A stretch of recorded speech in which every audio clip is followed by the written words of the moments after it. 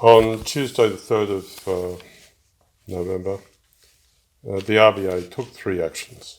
Firstly, it reduced the Australian cash rate, the 3-year yield target, and the interest rate on new drawings under the term funding facility to 10 basis points, down from the current level of 25 basis points.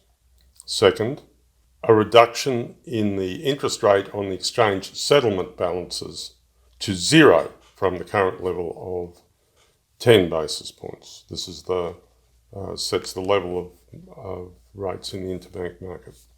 And third, they introduced a program of government bond purchases, both for Australian government bonds and for semi-government bonds, that is to say state government bonds.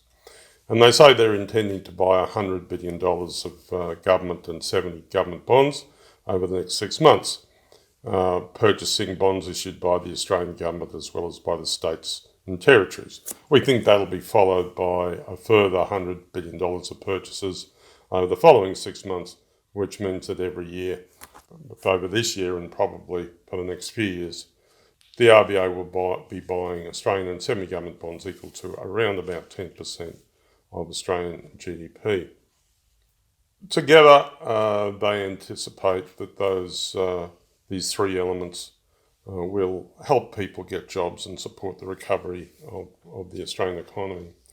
It's interesting that having got interest rates to zero in terms of the exchange settlement balances, they state that we are not going to go into negative interest rate territory. And they say there's been no change in the board's view. There is little to be gained from lowering the policy rate into negative territory. While negative rate might be helpful for the depreciation of the Australian dollar, it could impair the supply of credit to the economy and lead some people to save more rather than spend more. Given that assessment, the board continued to view negative policy in Australia as extremely unlikely. Back in the beginning of June, we talked about a webinar that had been done by Jay Powell, the chair of the Federal Reserve, together with Alan Blinder, a former deputy chair of the Fed. And that webinar was done at Princeton University. And in that webinar, Jay Powell said very strongly that the Fed was not going to go into negative interest rates. There were two reasons. Firstly, that it hampered liquidity creation at the short end of the yield curve, and after all, that's the whole point of cutting rates to begin with. And secondly, it damaged bank profitability. So absolutely, it's not going to happen for the Fed, and now the RBA tells us negative interest rates are definitely not going to happen here.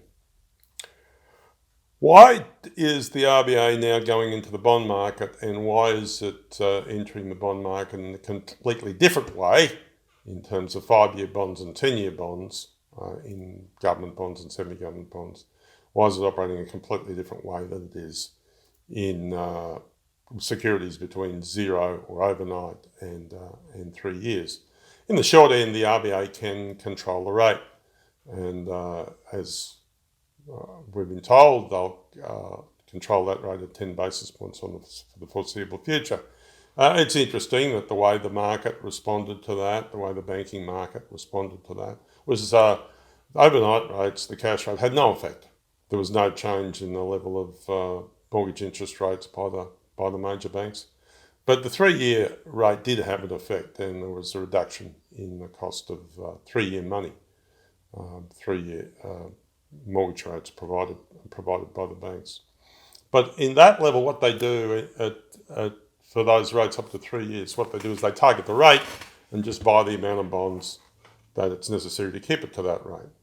They can't do that at the long end of the market for 5-year and 10-year bonds, and the reason is that the benchmark bond that sets the basis for the international price of all bonds in the market, be they Australian, British, Canadian, is the US 10-year bond.